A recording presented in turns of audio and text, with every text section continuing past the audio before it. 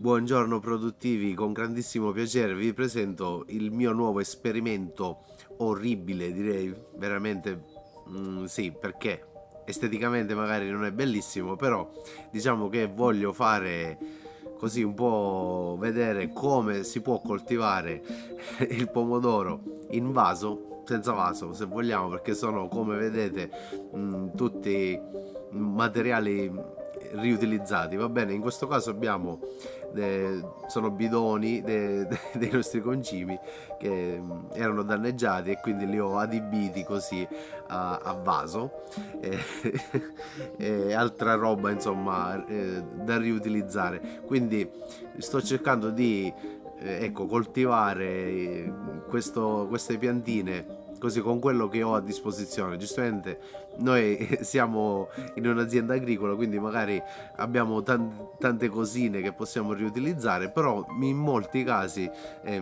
sono appunto cose che si possono fare anche in casa, va bene? Quindi ecco, lo scopo di questa serie di video vuole essere questo. Andiamo a vedere cosa è meglio fare e cosa è meglio non fare, soprattutto perché magari io con la fretta e con il poco tempo a disposizione, giustamente a causa del lavoro, andrò a fare già ho iniziato in maniera abbastanza frettolosa la preparazione di tutto quanto e magari appunto alcune cose non andrebbero fatte o comunque andrebbero fatte in un certo modo e andremo proprio a sottolineare queste cose. Quindi magari voi fate sicuramente meglio di me, potete fare sicuramente meglio di me.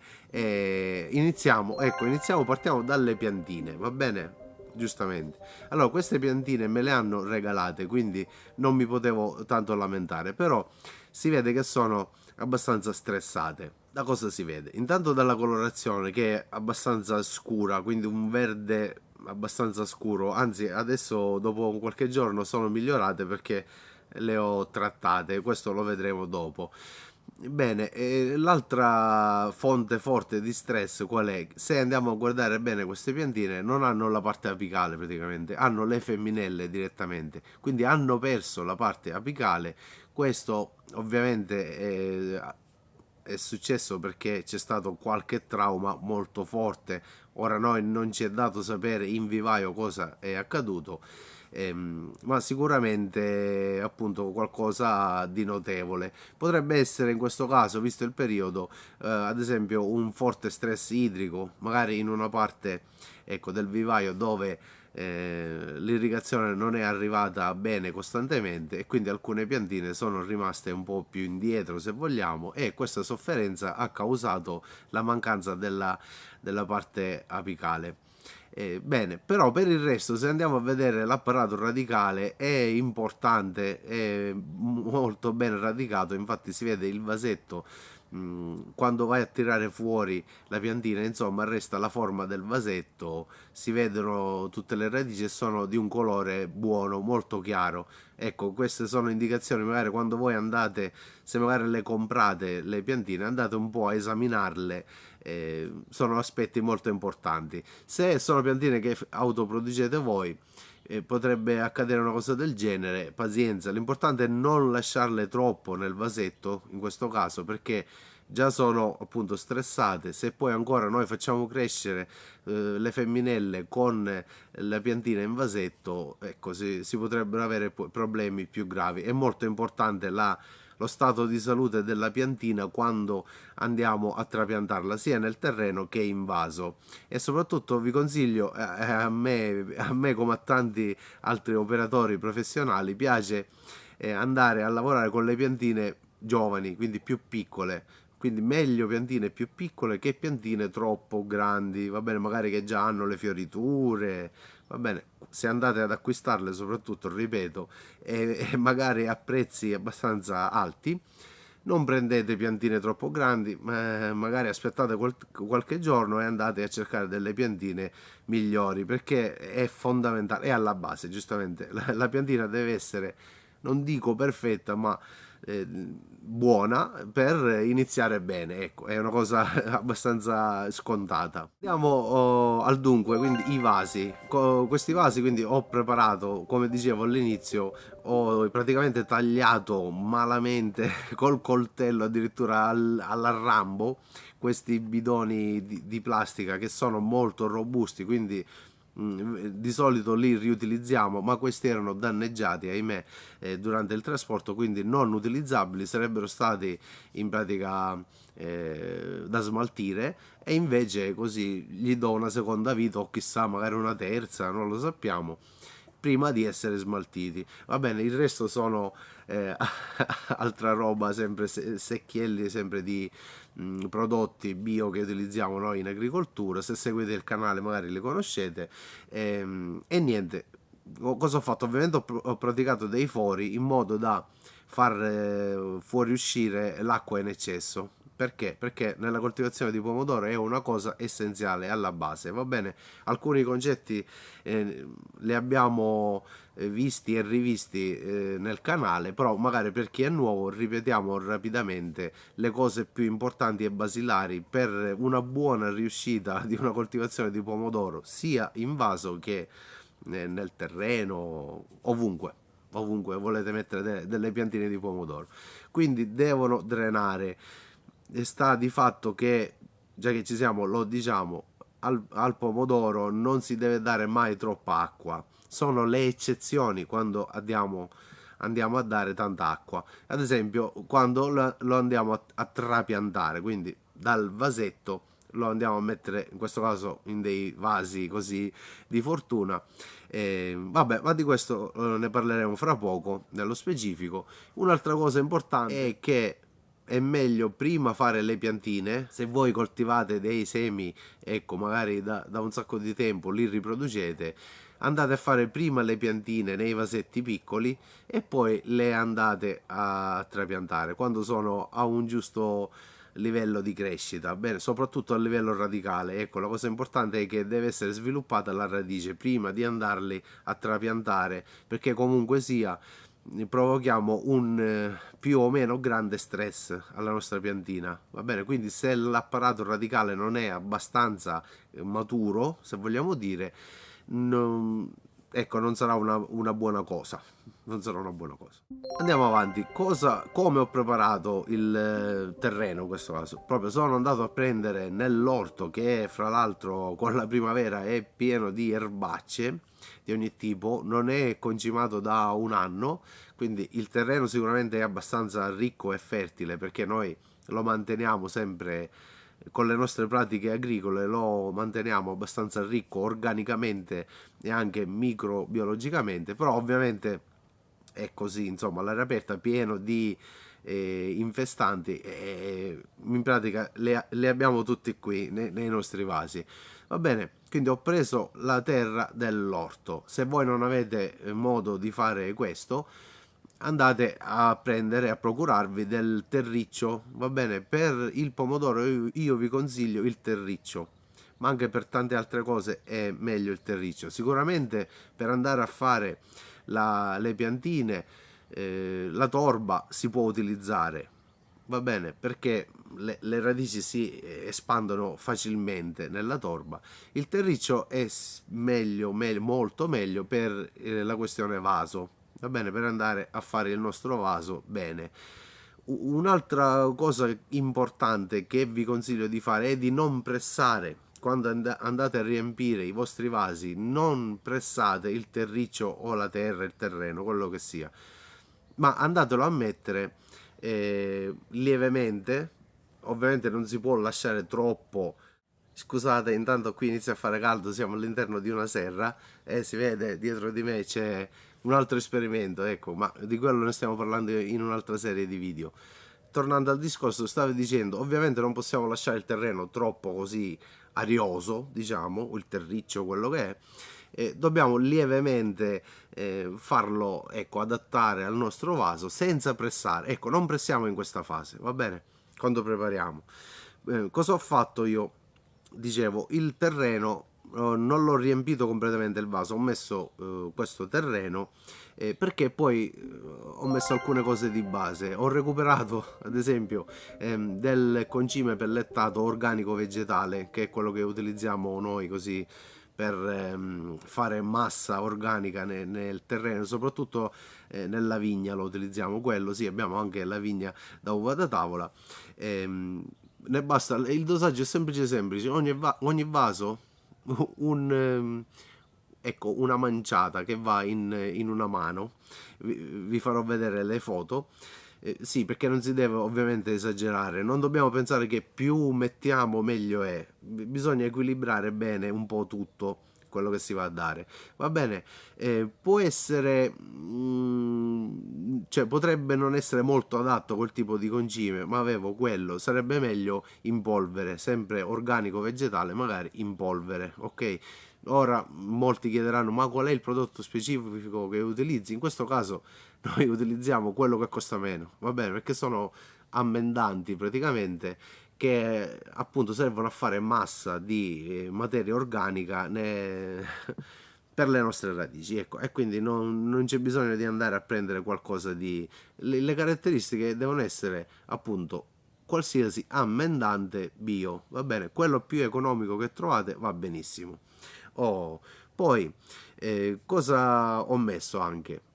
Come preparazione di base, se vogliamo, la cenere di legna presa direttamente dal barbecue. Anche qui una manciata per vaso va benissimo. Un'altra cosa che ho utilizzato e che è facilmente reperibile in casa, in ambiente domestico, è il caffè. Le cialde del caffè, come li vogliamo chiamare, i fondi di caffè, erano molto molto stagionati perché sono dell'anno scorso e l'importante è che siano secchi, va bene? Non è che per forza devono avere un anno, magari voi quando li mettete da parte metteteli al sole, fateli asciugare, quando sono ben asciutti li potete utilizzare. Questa è una cosa importante perché anche se il caffè è stato lavorato tante volte, è meglio che sia asciutto, va bene? Per non dare problemi nelle prime fasi di radicazione. Poi è un concime perfetto per questo tipo di lavoro, per questa fase. Va bene, quindi possiamo mettere il caffè. Ne ho parlato bene in un altro video, quindi non voglio approfondire ancora questo discorso. Comunque fa benissimo anche quello. E anche qui una manciata basta. Poi per andare un po' a, se vogliamo completare questa piccola opera, ho messo sopra della sabbia di fiume che è chiara, come vedrete qui, se vogliamo un po' termoregolare la temperatura dei nostri vasi con una sorta di pacciamatura, ma non è una vera e propria pacciamatura. Se sarà necessario lo faremo in futuro. Un'altra cosa che sicuramente noterete subito così è che questi due sono più bassi, quindi c'è meno terra, è evidente. Ho messo due piantine, sicuramente è poca la terra per due piantine, però è anche vero che una delle due potrebbe avere problemi, quindi in un futuro potremmo appunto decidere di togliere una piantina e lasciarne una sola. Poi in questo caso le piantine me le hanno regalate, quindi tanto di guadagnato. Dovrebbe essere, ecco, non l'ho detto, questo pomodoro ciliegino, speriamo bene, vediamo cosa accadrà. Qual è la cosa che non si deve fare? Dopo tutta questa opera di preparazione dovrebbero riposare, va bene? Perché il terreno che ho preso nell'orto appunto era pieno di radici, proprio di piante, di vegetazione verde, viva, quindi era appunto pieno di infestanti. Il terreno dovrebbe riposare in base alle temperature, ma comunque considerate nei periodi più freschi 4 settimane addirittura, nei periodi più caldi 2 settimane. E un altro trucco per fare, ecco, reagire tutto questo, per fare iniziare a lavorare tutte queste sostanze nel terreno, è di bagnare. Quindi in questo periodo che noi facciamo riposare il terreno, lo dovete bagnare regolarmente, non dico tutti i giorni, ma almeno ogni 2-3 giorni, massimo ogni 4-5 giorni, bagnare leggermente perché l'acqua è vita, no? Quindi attiverà tutti i processi che devono avvenire nel terreno. Quindi io invece cosa ho fatto? Dopo qualche ora praticamente ho trapiantato. Non lo fate, voi non lo fate, pensateci prima andare a fare questo lavoro e, ed è meglio. Però per diciamo compensare questa cosa ho già bagnato il terreno, già così fatto, così pronto nei vasi, con il nostro bagnetto, che sarebbe il trattamento che facciamo anche a livello professionale nelle coltivazioni in serra. Il bagnetto fatto con dei prodotti, sono tutti bio, prodotti consentiti in agricoltura biologica, che utilizziamo noi da anni per coltivare. Che cosa fanno? Che vanno a curare, ecco, o comunque sia a evitare il diffondersi di alcune malattie. Va bene, già qui parliamo di una prevenzione, quindi pre-trapianto. Andiamo a mettere questo, a fare questo bagnetto preventivo per appunto potrebbero esserci tante cose negative nel terreno come nematodi, ecco, che sono molto pericolosi, potrebbero esserci varie fuseriosi o batteriosi, batteri quindi che provocano batteriosi, insomma microfunghi negativi o malvagi. Va bene, no, nel terreno ovviamente ci sono la popolazione, ecco, microbiologica del terreno è varia e ci sono anche tanti microorganismi negativi, cioè che vanno ad aggredire le radici delle piante. Quindi ho fatto questo bagnetto, l'ho fatto anche alle piantine prima di andarle a trapiantare. Questa è una cosa molto importante. Così facendo questo bagnetto, che noi lo facciamo come doccetta, ma lo avrete già visto dalle immagini, con l'annaffiatoio. Quindi cosa fa? Fa sia da effetto fogliare al giusto dosaggio, anche questo vi inserirò non solo i prodotti ma anche il giusto dosaggio per fare questa operazione. Questo trattamento, dicevo, farà da trattamento fogliare e da trattamento radicale, due in uno. Va bene? Anche questo andrebbe fatto il giorno prima, magari, o la sera prima. Ok, io ho un po' in base, ho ottimizzato i tempi, ecco, in base alla mia disponibilità. E quindi dopo poco ho messo a dimora, come si dice, va bene, quindi ho piantato i pomodori, ho trapiantato, fate voi. Comunque, l'effetto è questo. Stavo quasi dimenticando di dire che ho predisposto le buche, va bene, le buche per ospitare appunto le piantine, fatte con il piantabulbi, va bene. Quando il terreno è leggermente umido si può fare facilmente una buca e tiene, si mantiene, non si ricopre. E abbiamo messo il nostro trattamento in polvere, che utilizziamo anche questo per l'utilizzo professionale, per la coltivazione a livello professionale di pomodoro e non solo, di tutti gli altri ortaggi che produciamo. Perché è importantissimo? Intanto anche questo è bio perché contiene tannini di legno, zeolite e zolfo, ed è molto importante andare a predisporre questa buca e mettere un pizzico, veramente, vedrete dalle immagini, parliamo di un pizzico di questo mix in polvere, perché andrà a proteggere le radici, proprio ad avvolgere le radici della pianta, e in questa fase iniziale farà non solo appunto un effetto protettivo, ma avrà anche un ruolo di diciamo un concime molto speciale per le prime fasi della crescita delle radici, delle piccole radici. Fra l'altro lo zolfo acidifica il terreno a lungo termine e quindi consentirà alla nostra piantina di assorbire meglio tutto quello che daremo e che già c'è nel vaso. Andiamo a vedere, se vogliamo, l'ultima cosa importante in questa fase, e sarebbe l'atto di andare proprio a trapiantare queste piantine. Come abbiamo detto, c'è la buca predisposta, il terreno non è particolarmente pressato, quindi è abbastanza soffice, anche se quando è umido, quando noi andiamo a umidificare il terreno, il terriccio, quello che sia, tende a compattarsi, no? Grazie all'azione dell'acqua.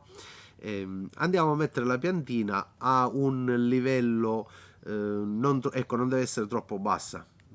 Questa è una cosa, anche se le vostre piantine sono alte, non dobbiamo sotterrare il fusto, perché il fusto sì, potrebbe dare radici anche il fusto e quindi assorbire, però è più probabile che invece ci siano problemi, va bene, che venga attaccato da funghi che stanno nel terreno, microfunghi, quello che sia, o appunto essere vittima di batteri. Quindi le radici devono stare nel terreno, non il fusto. Vabbè, so che in molti praticano questa cosa di andare a, quando la piantina è molto alta, di andarla a mettere in profondità, ok? No, non è consigliato. Di solito si mette al livello del nostro terreno, oppure qualche centimetro, va bene, 1-2 centimetri più in basso va benissimo, ci siamo uguali. Quindi andiamo a posizionare la nostra piantina, se la buca è troppo profonda la possiamo ricoprire leggermente. Quando vediamo che il livello del vasetto è quasi uguale a quello del terreno e nemmeno deve essere superiore, perché il vasetto, soprattutto se con la torba, se rimane fuori il sole lo asciuga facilmente, e quindi nei periodi caldi o in qualche giorno più soleggiato, particolarmente soleggiato e caldo, potrebbe già danneggiare le radici che sono nel vasetto, appunto. Anche se ha già fatto la piantina radici nuove, ma subirebbe un grosso stress, un grosso danno, direi. Va bene, quindi poi la dobbiamo pressare noi in questa fase. In questo momento noi, andando a pressare il vasetto nel terreno, creiamo, diciamo, la giusta, andiamo a riprodurre la giusta compattezza che deve avere in pratica. Quindi né troppo compatto il terreno né troppo così lasciato libero. Va bene, e le piantine, le radici, le nuove giovanissime radici neonate che usciranno, e quindi delicate e deboli, avranno un terreno, diciamo, non dico perfetto, ecco, la perfezione non la possiamo raggiungere così facilmente, però ideale per appunto svilupparsi questi nuovi capillari che poi diventeranno radici. Chi lo sa cosa succederà lì sotto. Non abbiamo la telecamera lì sotto per andare a vedere. Ultimissima cosa per quanto riguarda questo video: ovviamente poi dobbiamo dare tanta acqua, ok? Questa è una delle eccezioni in cui al pomodoro dobbiamo dare tanta acqua. Perché dare tanta acqua nella fase della messa a dimora dell'impianto, del trapianto? Perché ecco, si devono ambientare le radici, devono uscire dal loro vasetto, perché sennò perché dovrebbero uscire le radici? Giusto? E andare nel terreno. Dare tanta acqua, però darla lentamente, quindi dobbiamo in pratica fare saturare il terreno tutto, in tutto il vaso, perché potrebbero rimanere delle parti, se diamo tanta acqua tutta in una volta, potrebbero rimanere delle parti all'interno del vaso, nella parte magari più bassa, secche, completamente secche. Quindi poi man mano nel tempo resteranno sempre secche, e quando le radici arriveranno in quella parte secca, appunto in base alle temperature, magari in estate, immaginate un po', soffriranno.